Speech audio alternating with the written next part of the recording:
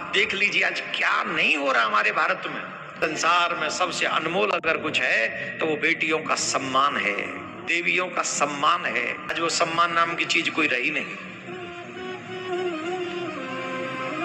कह रही बात आप समझिए, समझ के इसको अनुभव कीजिए।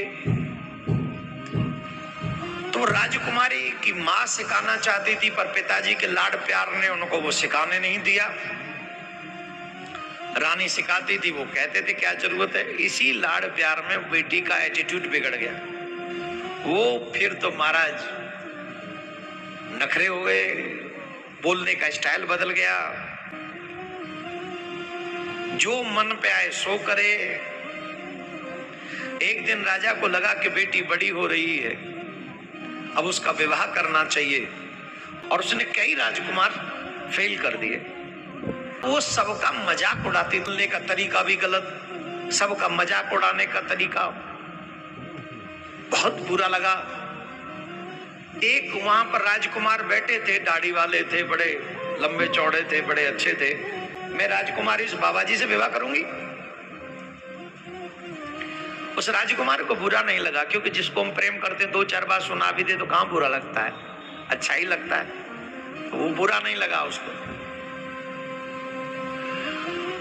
अब जब पूरा स्वयंवर समाप्ति की ओर चला गया और राजकुमारी ने किसी के गले में माला नहीं डाली तो राजा भड़क गए। सबका मजाक उड़ा रहे थे तो राजकुमार चले गए, बोले जाओ अम्बे, तुम ऐसी से हम विवाह नहीं करेंगे जिसका ऐसा स्वभाव है, गंदा स्वभाव है, बोलने का तरीका नहीं है, द्वार पर आए हुए अतिथि का सम्मान कैसे करना चाहिए इनको आता नहीं है,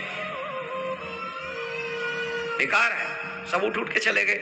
और राजा को गुस्सा आ गया और राजा ने सभी राजकुमारों को रोक के कहा, बोले चिंता मत करो, मेरी बेटी को अगर द्वार पर आए हुए अतिथियों का सत्कार करना नहीं आता तो मैं तुम्हारे आगे संकल्प लेता हूं कि इस बेटी का विवाह भिखारी से करूंगा, अब राजकुमार से नहीं होगा।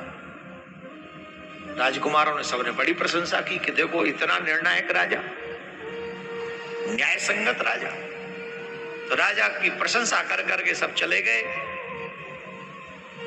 और राजकुमारी को लगा पिता ने ऐसे ही कहा होगा, गुस्से में कह दिया होगा, भिखारी से थोड़ी हमारा विवाह करेंगे। कहानी बहुत बड़ी।